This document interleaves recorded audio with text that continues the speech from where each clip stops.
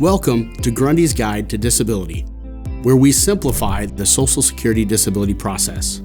I'm SSD attorney Matt Grundy, and I'm here to answer the question, what is past relevant work?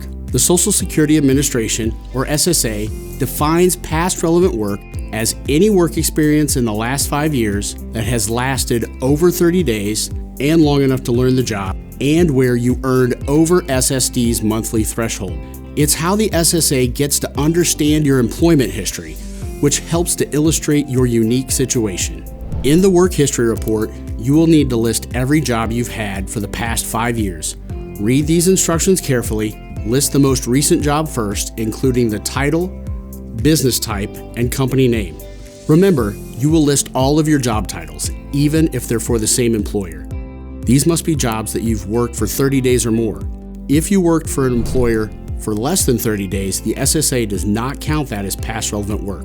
You must include self-employment, such as babysitting or being a rideshare driver.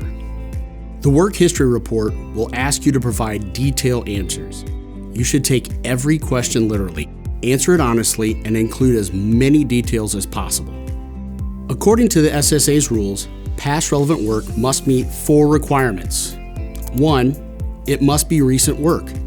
The work must have been performed within the relevant period, typically the past 5 years before your application date. 2, the work lasted at least 30 days. It must not have started and stopped in fewer than 30 calendar days. This means you need to have worked continuously for at least 30 days, whether it was full or part-time. 3, the work was performed long enough to learn the job. The work must have lasted long enough for you to learn how to do it effectively. This varies based on the complexity of the job. 4, the work qualifies as substantial gainful activity. The work must be classified as substantial gainful activity, meaning you earned above a certain monthly threshold set by the Social Security Administration.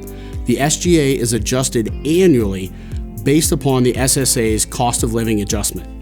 The SSA must also determine your residual functional capacity, or RFC. This determines if you are still able to perform any of the jobs you've held in the past. The adjudicator will assess your RFC, taking into consideration what you can physically and mentally do in light of your medical conditions.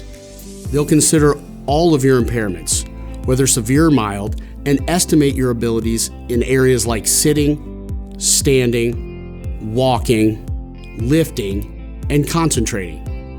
After establishing your RFC, they'll review your past relevant work from the last 5 years, classifying it by the demands of the jobs.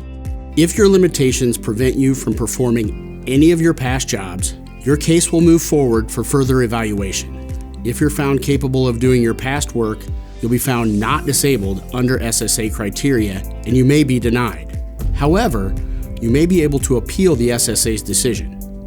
By understanding these criteria, you can better prepare your application for disability benefits and clearly present your past work experience. Remember, you don't have to go through this complex application process alone. At Grundy Disability Group, we understand how a disability can affect your life. The road to disability benefits can be complicated and difficult, and we're here to help. Follow our Grundy's Guide to Disability series for more answers to your disability benefits questions.